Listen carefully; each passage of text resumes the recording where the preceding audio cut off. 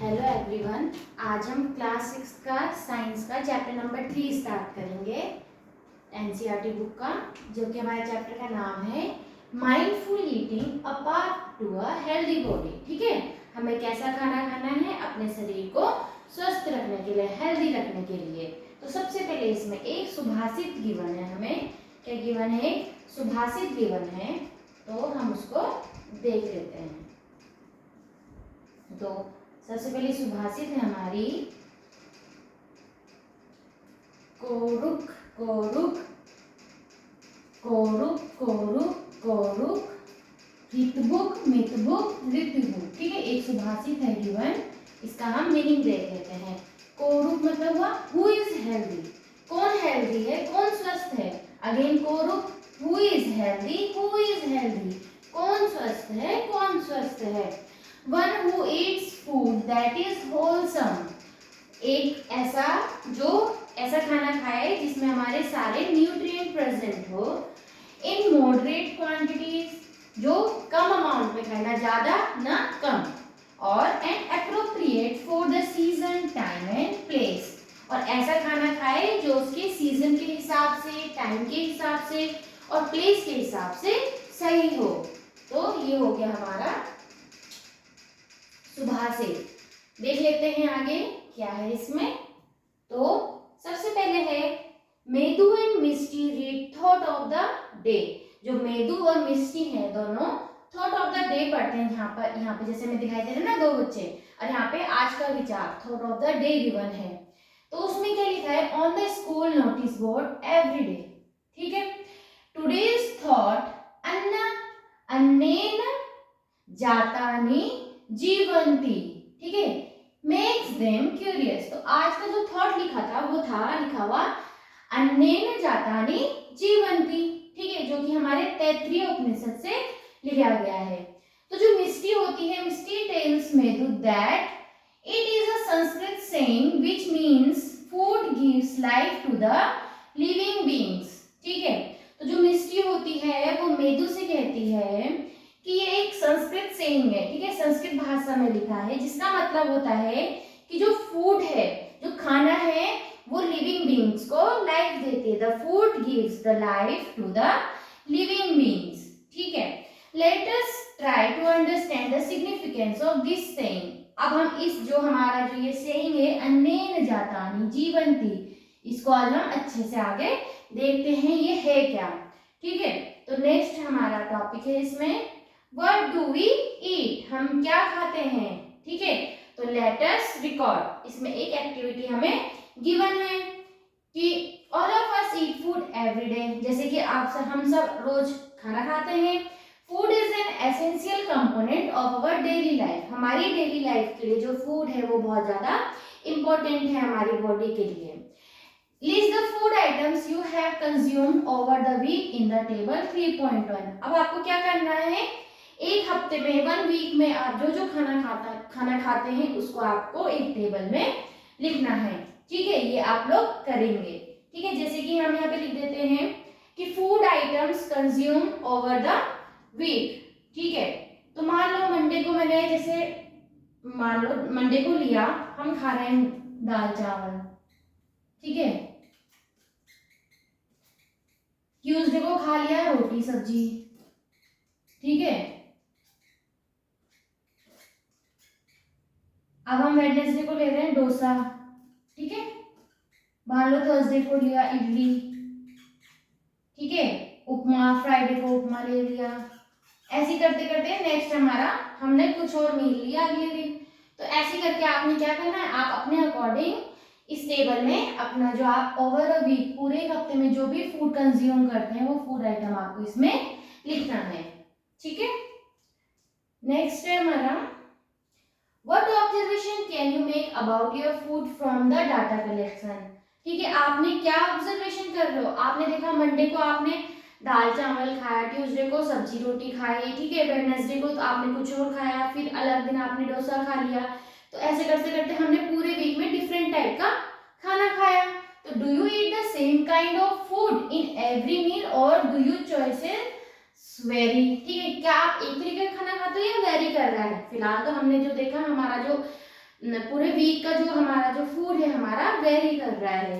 Compare your list with those prepared by your friends, अपनी जो ये वाली लिस्ट है अपने फ्रेंड्स के साथ में आप अपना क्या करो, कंपेयर करो कि वो किस टाइप का खाना खा रहे हैं और आप किस टाइप से खाना खा रहे हैं।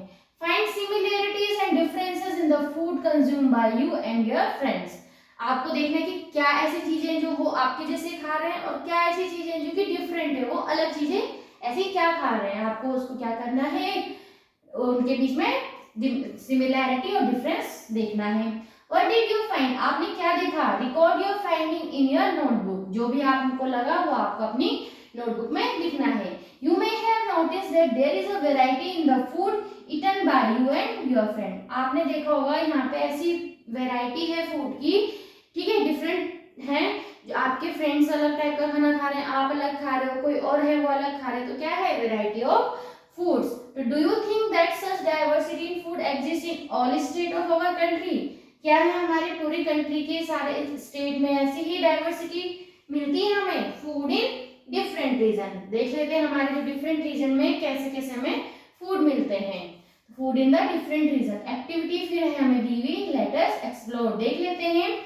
Find out the types of food traditionally consumed and the crops grown in the various state of India, आपको बताना है कि डिफरेंट टाइप्स के आपके कैसे कैसे फूड और क्रॉप्स ग्रो होते हैं, डिफरेंट आपको अलग अलग स्टेट में बताना है। Refer to the looks in the library, आप लाइब्रेरी से सर्च कर सकते हो, इंटरनेट से सर्च कर सकते हो, अपने फ्रेंड से बातचीत कर सकते हो, फैमिली से एंड नेबर से आप बातचीत करके ये इंफॉर्मेशन को कलेक्ट कर सकते हो। ये एक्टिविटी आपको करनी है, बहुत इजी है, बस आपको देखना है कौन से स्टेट में किस टाइप का जो क्रॉप है वो ग्रो हो रही है और किस टाइप के वहां के फूड को कंज्यूम करते हैं लोग, ठीक है।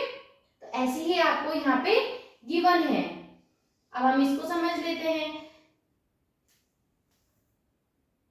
तो यहाँ पे गिवन है, सबसे पहले जो ये दिया है स्टेट, कौन सा स्टेट है, लोकली ग्रोन क्रॉप्स, वहां पे जो लोकली वहां पे कौन सी क्रॉप ग्रो करती है। ट्रेडिशनल फूड आइटम्स ईटन, वहां पे किस टाइप की फूड वहां पे मिलता है। बेवरेजेस मतलब लिक्विड ड्रिंक, लिक्विड्स, ठीक है, किस टाइप के ड्रिंक्स वहां पे मिलती हैं। तो पंजाब में होगी जैसे मेज, व्हीट, चिकपीस, पल्सेस, ठीक है, मकई, दाल, गेहूं, ठीक है, चना, और आपको पता है पंजाब का फेमस क्या है, मक्की दी रोटी सरसों दा साग, ठीक है, मक्की की रोटी, सरसों दा साग, छोले भटूरे, परांठा, हलवा, खीर, ये वहां के ट्रेडिशनल फूड आइटम्स हैं। और बेवरेजेस क्या हो गई, लस्सी, ठीक है, छाछ, छाछ में बटर मिल्क, मिल्क और टी। नेक्स्ट है इसमें लिखा हुआ कर्नाटका, कर्नाटक में मेन हो गया आपका राइस, रागी, उड़द, कोकोनट, ठीक है। और वहाँ के जो ट्रेडिशनल फूड आइटम्स है वो क्या हो गए, इडली, डोसा, सांभर, ठीक है, देखा होगा ना आपने साउथ में, कोकोनट चटनी, रागी मड, रागी मुद्दे, पालिया, रसम, राइस, ये सब हो गया। वहाँ के भी जो बेवरेजेस हुआ वो हुआ butter milk, coffee and T. Next आता है आपका मणिपुर, नेक्स्ट क्या है यहाँ पे, मणिपुर, मणिपुर में है आपका राइस, बैम्बू, सोयाबीन, ठीक है। और वहाँ का जो फेमस फूड हो गए rice, Eromba, chutney, Utti, yellow peas and green onion curry, ठीक है, सिंगू एंड कंसोई। और यहाँ का जो फेमस बेवरेजेस हो गए वो हो गया यहाँ का ब्लैक टी। ऐसे ही आपने कुछ और स्टेट्स का यहाँ पे लिखना है, वहां पे कौन सी क्रॉप ग्रो हो रही है, कौन सा फूड आइटम्स लिया जाता है और कौन से ड्रिंक्स ली जाती हैं, ये आपको देखना है, ठीक है। नेक्स्ट है आपका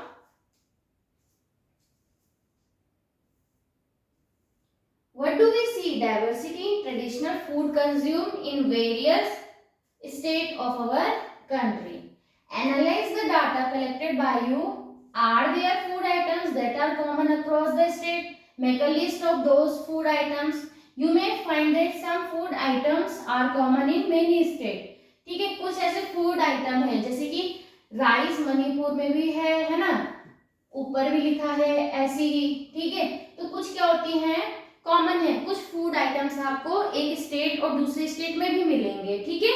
While some are eaten only in a particular state, लेकिन कुछ ऐसे आपके फूड आइटम्स हैं जो सिर्फ किसी एक पर्टिकुलर स्टेट में ही मिलता है, ठीक है।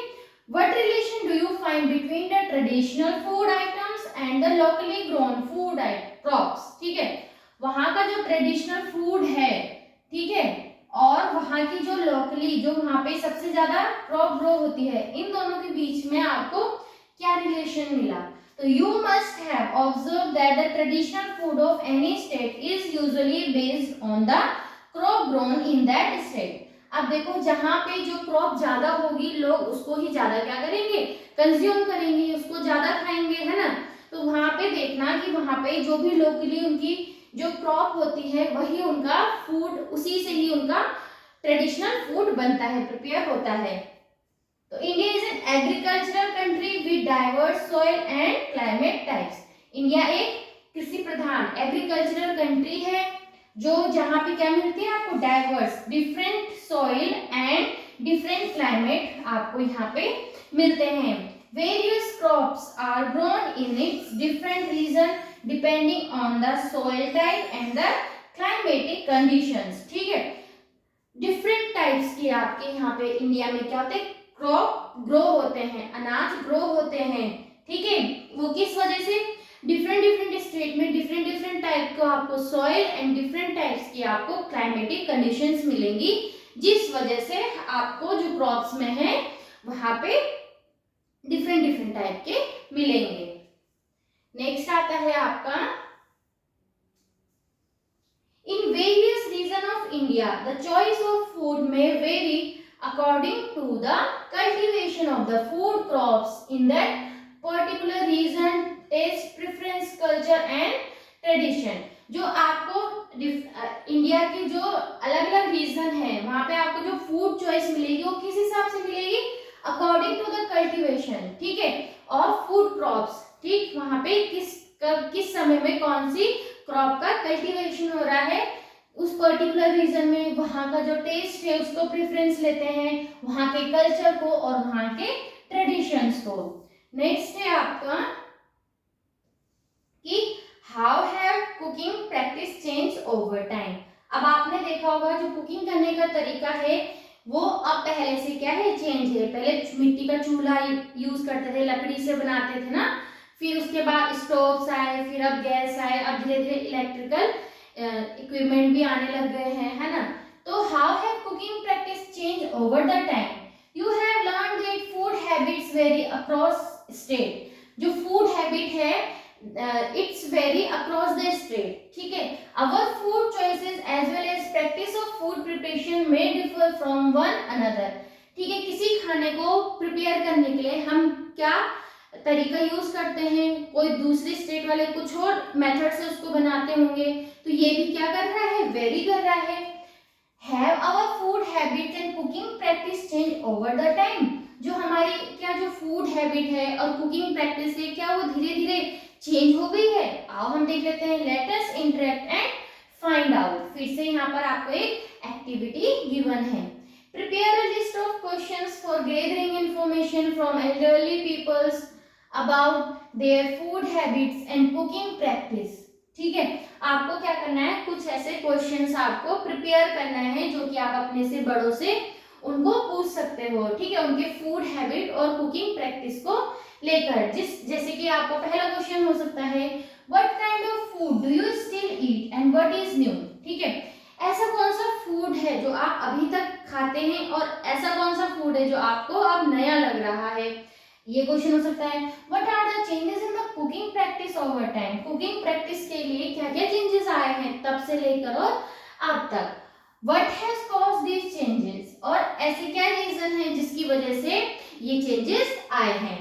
Conduct interviews with some elderly people based on the questions prepared. ऐसे ही आपको और भी क्वेश्चंस प्रिपेयर करना है कि पहले का खाना कैसे स्वाद होता था, आपका कैसा है। आप बहुत सारे क्वेश्चन खुद से प्रिपेयर कर सकते हैं and you have to ask that question to the some elderly people. ठीक है, उनसे आपको पूछना है, अपने से बड़े बुजुर्गों से।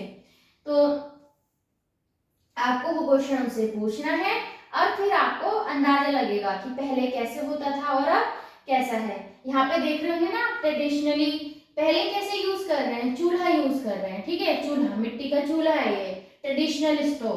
ठीक है, अब आपने देखा होगा, अब आप ज्यादातर आपको ये दिखता होगा ना, मॉडर्न गैस स्टोव। अब ज्यादातर सबको यही मिलता है ना, सबके घर में यही दिखेगा।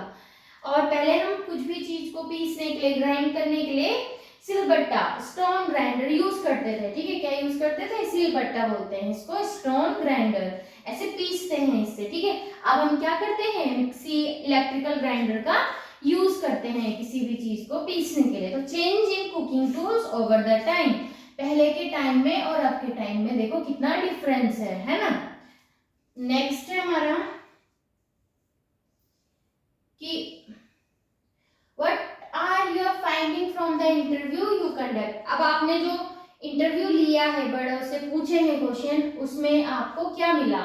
कुकिंग प्रैक्टिसेस, जो कुकिंग प्रैक्टिस है, कुकिंग करने का जो तरीका है, उसे हम क्या कहते हैं? और culinary practice have changed over the time, जो हमारी जो कुकिंग प्रैक्टिस है, यानी उसको हम culinary practice भी कहते हैं, वो हमारा ओवर द टाइम क्या है? चेंज हो चुका है। There is a significant difference between traditional and modern culinary practice. Earlier, most cooking was done using a चूल्हा, जैसे आपने भी ऊपर देखा था, पहले ज्यादातर खाना किसमें बनता था? चूल्हा में ही बनता था। Nowadays, most of us using a modern gas stove. अब हम क्या यूज कर रहे हैं? मॉडर्न गैस स्टोव यूज कर रहे हैं।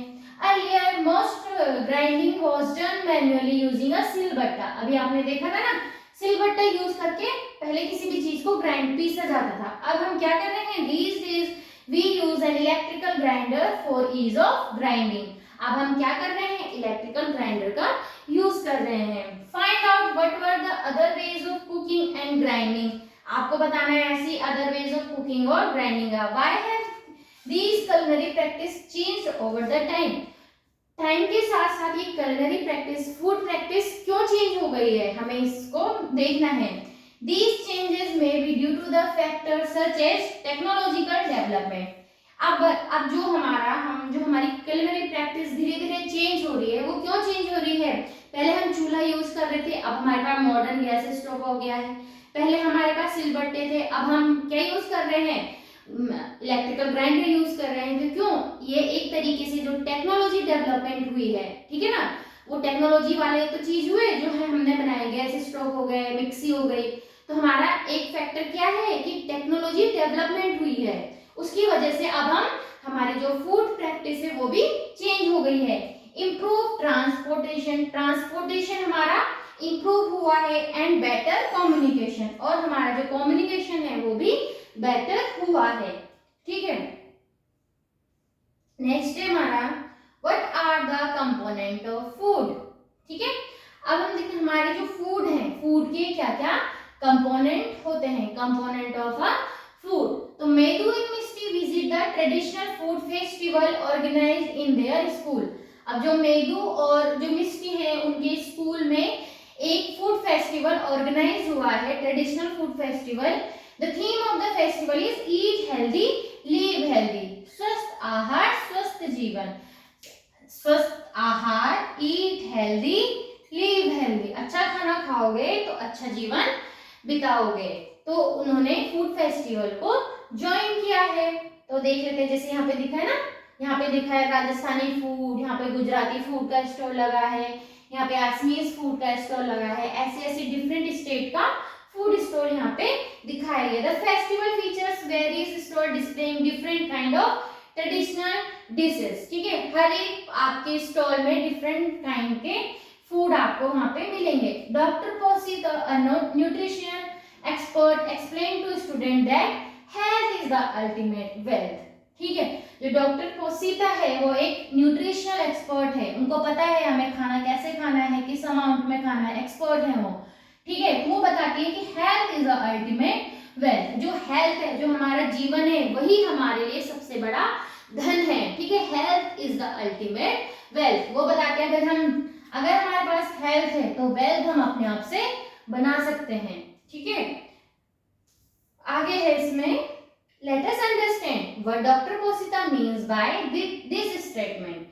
अब हमें बता क्या मतलब है उनका ये। ठीक है, Have you ever missed a meal? कभी आपने कोई खाना मिस किया है? कभी मान लो जल्दीबाजी में आपने ब्रेकफास्ट नहीं किया, किसी दिन लंच नहीं किया, किसी दिन डिनर नहीं किया, how do you feel when you miss a meal? अगर मान लो आपको आदत है, आप ब्रेकफास्ट भी करते हो, लंच भी करते हो, डिनर भी करते हो और गलती से किसी दिन मिस हो गया तो कैसा लगता है आपको? थकान महसूस होती है ना, ऐसा लग रहा है अरे आज तो हमारा सर घूम रहा है। We feel tired and less energetic when we do not eat for some time. हम कैसे फील करते हैं? हमें थकान, टायर्ड महसूस होता है एंड लेस एनर्जेटिक, हमारे पास एनर्जी भी कम होती है जब हम कुछ टाइम के लिए खाना नहीं खाते हैं। Why do you think a marathon runner drinks glucose water during and after a race? जैसे यहाँ पर दिखा रहे हैं ना, एक लड़की मैराथन दौड़ होती है ना, दौड़ते हैं लोग तो बीच बीच में आपने देखा होगा वो ग्लूकोज वाटर या वाटर वो बीच बीच में लेते हैं। वो ऐसा क्यों करते हैं? तो जो ग्लूकोज होता है, जो पानी में हम ग्लूकोज मिला, जो ग्लूकोज होता है, ग्लूकोज है एक तरीके से इंस्टेंट एनर्जी ड्रिंक, ठीक है। तो जो ग्लूकोज प्रोवाइड्स इंस्टेंट एनर्जी, ये हमें क्या करता है? इंस्टेंट एनर्जी, मतलब उसी समय हमें एनर्जी प्रोवाइड करता है। तो glucose is an example of a carbohydrate. तो ग्लूकोज किसका एग्जांपल है? कार्बोहाइड्रेट्स का। तो कार्बोहाइड्रेट्स क्या होते हैं? Carbohydrates are one of the primary source of energy in our diet. अगर हमारे पास कोई भी डाइट है, उसका जो प्राइमरी सोर्स है ऑफ एनर्जी, हमारी डाइट में जो प्राइमरी सोर्स ऑफ एनर्जी है वो क्या है? हमारे कार्बोहाइड्रेट्स। क्या है? कार्बोहाइड्रेट्स। तो किस में प्रेजेंट होता है? कार्बोहाइड्रेट्स लाइक व्हीट, राइस, मेज, वेजिटेबल्स, ठीक है, दाल हो गई जैसे हमारे, ठीक है, व्हीट अनाज हो गया, व्हीट, राइस, मक्की, vegetables like potato, sweet potato and fruits like banana, pineapple and mango are the some sources of carbohydrates. तो these are the sources of carbohydrates. Carbohydrates की एग्जांपल्स क्या हो गए आपके? Potato, sweet potato, sugar cane, banana, pineapple, mango, maize, बाजरा, rice, wheat, sweet potato, ये सब आपके किसके एग्जांपल हैं? सोर्सेज ऑफ कार्बोहाइड्रेट्स, ठीक है। Do you know the common sugar is also type of carbohydrate, ठीक है। जो हमारा जो कॉमन शुगर है वो भी क्या है? एक तरीके से वो भी क्या है? कार्बोहाइड्रेट है। Why do you think we prefer to have laddoos as a part of our traditional diet in winters? आपने देखा होगा ना, सर्दियों में हमारे एक लड्डू, गोंद के लड्डू बोलते हैं जिसमें बहुत सारे ड्राई फ्रूट्स मिक्स होते हैं, है ना, उसको सर्दियों में खाने के लिए बोलते हैं। ऐसा क्यों है? वो हमारी डाइट में क्यों रहता है? ठीक है, अब हम उसे देखते हैं। बेसन और व्हीट फ्लोर, ठीक है, बेसन या आटा and ghee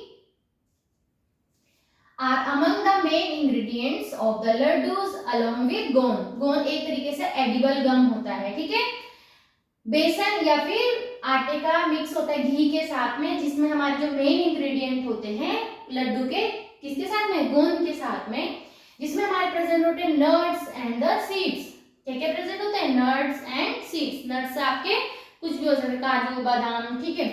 Ghee and various kinds of oils are grouped under another kind of food component which is called fat, ठीक है।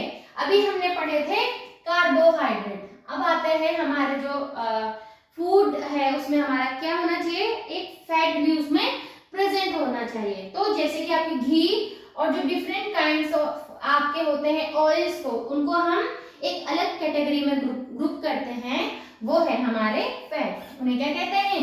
फैट। तो sources of fats can be from plants और एनिमल्स। तो हमें जो फैट्स है वो हमें एनिमल्स और प्लांट्स दोनों से मिल सकते हैं। Nuts such as ground nuts, walnuts, coconuts and almond, जैसे कि आपके काजू, बादाम, अखरोट, कोकोनट, इन सब में आपको मिलता है। एंड सीड्स, कुछ सीड्स होते हैं जैसे कि pumpkin seeds, sunflower seeds are the some sources of fat, ठीक है। तो फैट के सोर्सेज हो गए जैसे कि नट्स हो गए, ठीक है, सीड्स हो गए, ये सब आपके किसके सोर्सेज हो गए? फैट के सोर्सेज हो गए। Fats is a source of stored energy. तो फैट किसका सोर्स है? Stored energy. Carbohydrate instant energy और जो फैट है वो हमारे स्टोर्ड एनर्जी के सोर्स हैं। तो इसके क्या क्या एग्जांपल ये आपको जो भी है गिवन है यहाँ पे, these are the sources of fats, ठीक है। तो फैट्स में याद रखना ऑयल्स आ जाएंगे हमारे, घी हो गए और जितने भी आपके नट्स हो गए और जो सीड्स हो गए, ये आपके मेनली किस में आ जाते हैं? फैट्स में।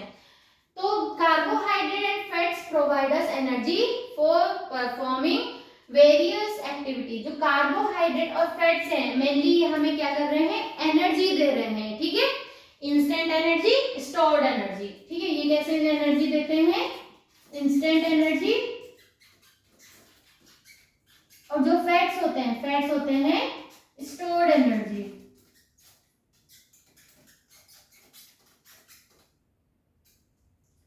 तो ये हमें क्या कर रहे हैं, carbohydrate and fats provide us energy, ठीक है, for performing various activity. Different kind of activities को परफॉर्म करने के लिए carbohydrate and fats gives us energy, therefore they are called energy giving foods। तो which are energy giving foods, carbohydrates and fats are the energy giving foods। Identify more food items that are rich source of carbohydrate and fat। आपको इसके example लिखने हैं। तो energy giving foods कौन से हो गए, कार्बोहाइड्रेट्स एंड फैट्स। अब यहाँ पे आपको दिया है polar bears accumulate a lot of fat. जो पोलर बियर होते हैं वो बहुत सारा फैट को एक्यूमुलेट कर देते हैं अंडर देयर स्किन, अपनी स्किन के नीचे बहुत सारे फैट को जमा इकट्ठा कर लेते हैं, कलेक्ट कर लेते हैं। This fat serve as an energy source. और जो ये फैट है वो उनके लिए एनर्जी के रूप में काम आता है। It supports them during their month long winter sleep hibernation, enabling them to surviving without the eating। Hibernation मतलब क्या होता है, एक लंबे टाइम के लिए वो अपनी जगह में, एक जगह में रहते हैं, ठीक है, सो जाते हैं, विंटर स्लीप बहुत महीनों के लिए। तो उस टाइम के लिए जो ये स्टोर्ड एनर्जी है, स्टोर्ड फैट है, उनके लिए यूजफुल होती है। उसके बाद हमने पढ़ ली है fats and carbohydrates. Both are energy giving food, both are energy giving food, ठीक है। अब आता है आपका नेक्स्ट है प्रोटीन्स। प्रोटीन भी हमारी डाइट में होना चाहिए। तो protein also an important part of our food. हमारे फूड का ये भी एक इम्पोर्टेंट पार्ट है। Milk products and pulses are the good sources of protein. तो प्रोटीन के अच्छे सोर्स क्या हैं, मिल्क के जितने भी प्रोडक्ट हुए, ठीक है, एंड पल्सेस, जितने भी टाइप्स की हमारी दाल हुई, इनमें हमारे क्या होते हैं, प्रोटीन अच्छे अमाउंट में प्रेजेंट होते हैं। Sports person need protein in larger quantity to build their muscles. जो स्पोर्ट्स पर्सन होते हैं उनको अपनी मसल्स प्रिपेयर करने के लिए ज्यादा अमाउंट में प्रोटीन चाहिए। People get protein from plants as well as animals. जो प्रोटीन है वो हमें प्लांट से भी मिलता है और एनिमल से भी मिलता है। Some excellent plant sources of protein are pulses, beans, peas and nuts. ये सब क्या है, हमारे गुड सोर्स ऑफ प्रोटीन है। Animal source of protein are milk, paneer, egg, fish and meat, ठीक है। तो ये क्या हो गया हमारे, तो जो हमारे प्लांट सोर्सेस वाले हमारे जो प्रोटीन हुए वो हो गए pulses, beans, peas and nuts. और एनिमल सोर्स ऑफ प्रोटीन हो गए मिल्क, एग, पनीर, फिश, ठीक है। And protein rich food help in growth and repair of our body. हमारी बॉडी को रिपेयर करने के लिए प्रोटीन सबसे ज्यादा यूजफुल है, इसीलिए इसे हम बॉडी बिल्डिंग फूड भी कहते हैं, ठीक है। जो प्रोटीन्स होते हैं, proteins are the body building food. जो प्रोटीन्स होते हैं वो हमारे बॉडी बिल्डिंग फूड्स होते हैं, ठीक है। बॉडी बिल्डिंग फूड्स हुए हमारे प्रोटीन्स। तो प्रोटीन्स की एग्जांपल हो गई, प्लांट सोर्सेज में आ गया आपके सोयाबीन, किडनी बीन्स, तूर दाल, मूंग, ग्राम, पीस, ठीक है, ये प्लांट सोर्सेज होगा। एनिमल सोर्सेज में होगा फिश, एग, पनीर, चिकन, ये सब आपके प्रोटीन हुए जो हमें कुछ प्लांट से मिलते हैं और कुछ हमें एनिमल से मिलते हैं। तो these are the some sources of the protein and protein are the body building food, ठीक है। तो energy giving food carbohydrate and fats and body building foods are the proteins।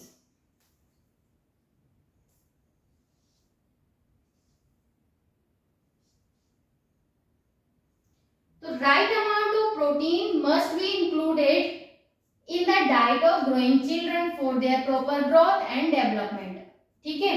किसी के लिए भी प्रॉपर, अगर डेवलपिंग चाइल्ड है उसके लिए तो बहुत ही ज्यादा जरूरी है कि राइट अमाउंट में उसमें क्या प्रेजेंट हो, प्रोटीन प्रेजेंट हो।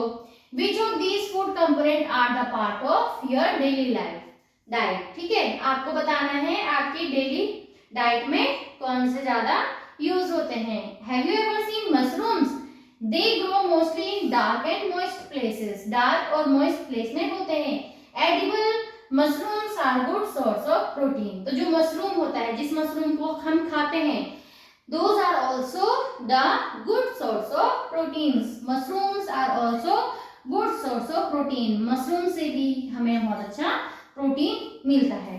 Why do you think we advise to include serving of fruits, vegetable and other plant foods in our daily diet? अब ऐसे क्यों बोला जाता है कि हमें अपने डेली डाइट में कुछ इंपॉर्टेंट फूड्स कंपोनेंट को रखना है? ठीक है, तो इसके हमारे बहुत सारे रीजंस हैं। ठीक है, कभी क्या होता है, किसी चीज की कमी से हमारे में कुछ ना कुछ बीमारियां आ जाती हैं, तो वो क्या होता है, मान लो हमने कोई एक चीज नहीं खाई तो हमें वो बीमारी आ गई, तो वो उस चीज की कमी की वजह से है। तो उसको ऐसा हो कि हमारे को उस कमी की वजह से कोई बीमारी ना हो, इसलिए हमारा जो फूड होना चाहिए, हर एक का अमाउंट उसमें सही अमाउंट में प्रेजेंट होना चाहिए। Thank you. अब हम नेक्स्ट बार देखेंगे नेक्स्ट क्लास में।